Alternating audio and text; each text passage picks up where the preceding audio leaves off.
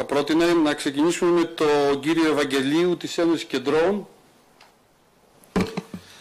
Καλησπέρα σας. Αξιότιμες κυρίες και κύριοι.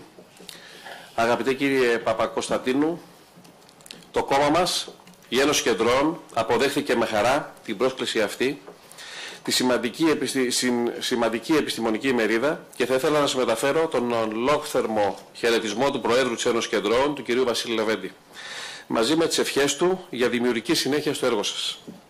Η Ένωση Κεντρών είναι ένα κόμμα που δίνει εξαιρετικά μεγάλη βαρύτητα στο θέμα της παιδείας, στην οπτική ότι τα παιδιά μας είναι το μέλλον της πατρίδας μας.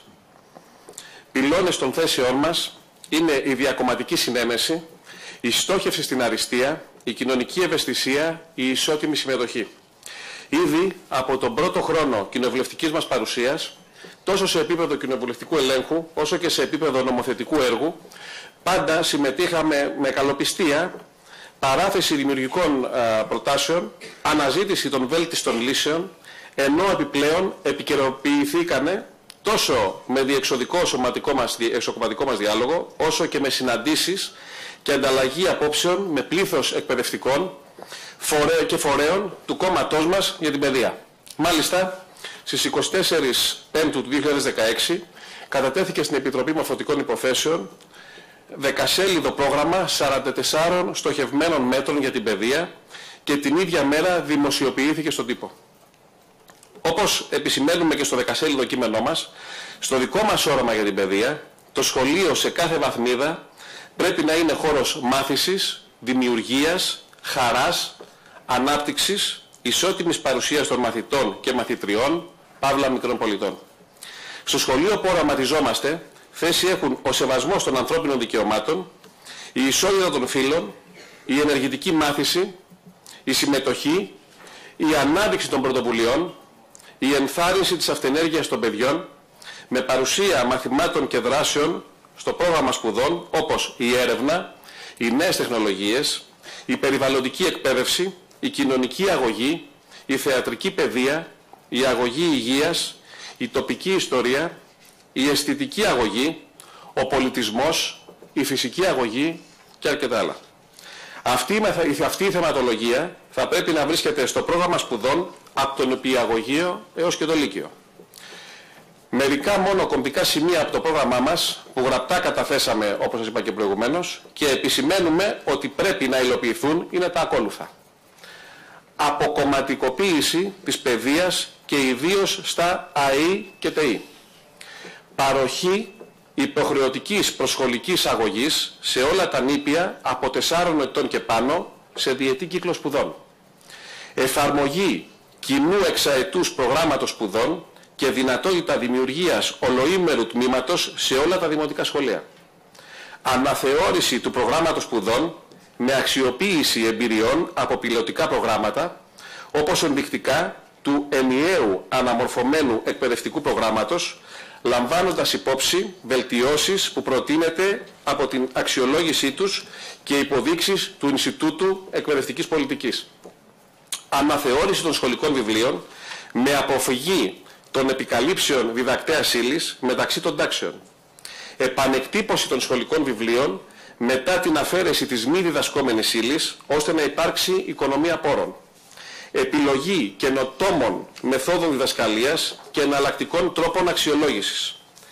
Επαναφορά του θεσμού των πρότυπων πειραματικών γυμνασίων και λυκείων στο σύνολο των σχολείων που ήταν ενταγμένα στο θεσμό τον Ιανουάριο του 2015, με βελτιώσεις στη διαδικασία εισαγωγής των μαθητών και μαθητριών.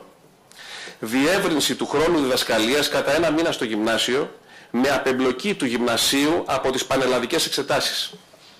Γυμνάσιο επικεντρωμένο στη δημιουργική και ενεργητική μάθηση και όχι εξεταστική μικρογραφία του λυκείου. Αναδιαμόρφωση της τράπεζας θεμάτων με ποιότερη μορφή και με μέγιστο αριθμό θεμάτων αναμάθημα, π.χ. 200 θέματα αναμάθημα. Και χρήση της στο τελικό διαγώνισμα για την προαγωγή και απόλυση των μαθητών των λυκείων σε συνδυασμό με την καθιέρωση επιλογής θεμάτων. Π.χ. μπορεί να είναι 4 από τα 5 θέματα στο τελικό διαγώνισμα. Αξιοποίηση ευρωπαϊκών προγραμμάτων προς απόκτηση εργασιακής εμπειρίας και για απασχόληση ανέργων στην υποστήριξη του διοικητικού και γραμματιακού έργου των λυκείων. Υλοποίηση στοχευμένων επιμορφωτικών προγραμμάτων σε θέματα αιχμής για το σημερινό σχολείο, όπως ενδεικτικά ο σχολικός εκφοβισμός. Μέριμνα για εξοικονόμηση από τυχόν σπατάλες και διάθεση πόρων που θα εξοικονομηθούν στη βελτίωση της ποιότητας της παρεχόμενης εκπαίδευσης. Υιοθέτηση φιλικότερου αλλά όμοια αξιόπιστου με σήμερα συστήματος επιλογής στην είσοδο για τα ΑΕΗ. Μία από τις επιλογές που παρέχονται προς συζήτηση είναι η μορφή των διαγωνισμάτων που να ομοιάζει με αυτή του διαγωνισμού του ΑΣΕΠ, ο οποίος, όπως γνωρίζουμε πολύ καλά, είναι αδιάβλητος όλα αυτά τα χρόνια.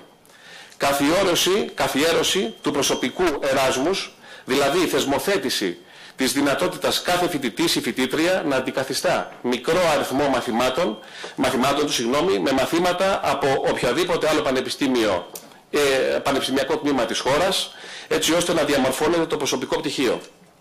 Αναφορικά με τους εκπαιδευτικούς μας, η Ένωση Κεντρώων θεωρεί ότι η επιστημονική και μισθολογική αναβάθμιση των εκπαιδευτικών θα έπρεπε να έχει γίνει από χθες. Μάλιστα, η Ένωση Κεντρώων έχει καταθέσει και ερώτηση στη Βουλή στις 26 Δεκάτου του 2016 με θέμα διαδοχικές αβάσιμες οριζόντιες περικοπές στους μισθούς των πανεπιστημιακών καθηγητών από το 2010 έως σήμερα, για το μισθολόγιο των πανεπιστημιακών μας δασκάλων και τις τραγικές μειώσεις που υφίστανται. Η εύρυθμη λειτουργία των σχολείων στο δύσκολο περιβάλλον που βιώνει η χώρα πρέπει να αναγνωριστεί ότι οφείλεται στο αυξημένο αίσθημα καθήκοντος και στο αμέριστο ενδιαφέρον της μάχημης και του μάχημου εκπαιδευτικού για τα παιδιά. Γι' αυτό προτείνουμε την πλήρη απεμπλοκή των εκπαιδευτικών από το γραμματιακό τους έργο, ώστε να επικεντρωθούν μόνο στον παιδαγωγικό και συμβουλευτικό τους ρόλο. Και ακόμα προτείνει τη διαμόρφωση ειδικού εκπαιδευτικού μισθολογίου που θα αφορά όλο το εκπαιδευτικό φάσμα, από την πρωτοβάθμια έως και την τριτοβάθμια, όπου για την ταχύτατη εξέλιξη θα λαμβάνονται υπόψη προσόντα όπως μεταπτυχιακή και διδακτορική τίτλοι, αλλά με συνάφεια στην εκπαίδευση, καθώς και επιτυχημένη διδακτική εμπειρία, η συμμετοχή σε σεμινάρια ή συνέδρια, όπως και επίσης τυχόν συγγραφικό τους έργο. Προτείνει επίσης η Ένωση Κεντρών τη διαμόρφωση διοικητικής ομάδας ανά σχολείο, όπως προηγουμένως έχει κατατεθεί με ερώτηση της Βουλής στις 23 Τρίτου του 2017, μόλις χθες, με θέμα διαμόρφωση διοικητικής ομάδας ανασχολική μονάδα και βελτίωση παραγόμενου έργου. Η ομάδα ηγεσίας θα περιλαμβάνει διευθυντή, υποδιευθυντή και 2 το ελάχιστο ή 4 το μέγιστο αναπληρωτές υποδιευθυντές. Όλες οι θέσεις της ομάδας ηγεσίας του σχολείου θα είναι επιθητεία, με επιλογή σύμφωνα με προσόντα, με λήψη επιδόματος ευθύνης και με ελάχιστο χρόνο προϋπηρεσίας για την επιβολή της αίτησης τα 10 έτη. Απεμπλοκή της διοικητικής ομάδας από το διδακτικό έργο με δραστική μείωση των ωρών διδασκαλίας τους. 2 διευθυντής, 4 υποδιευθυντής και 6 οι αναπληρωτές υποδιευθυντές, ώστε να επικεντρωθεί στο διοικητικό, υποστηρικτικό και καθοδηγητικό τους έργο. Είμαι βέβαιος ότι τα κομβικά σημεία από τις θέσεις του κόμματός μας για την παιδεία που παρατέθηκαν δείχνουν ξεκάθαρα ότι οι συμπολίτες μας μπορούν στα θέματα παιδείας να προσβλέπουν στην Ένωση Κεντρών με εμπιστοσύνη και με ελπίδα. Εύχομαι καλή επιτυχία στην ημερίδα σας. Ευχαριστώ.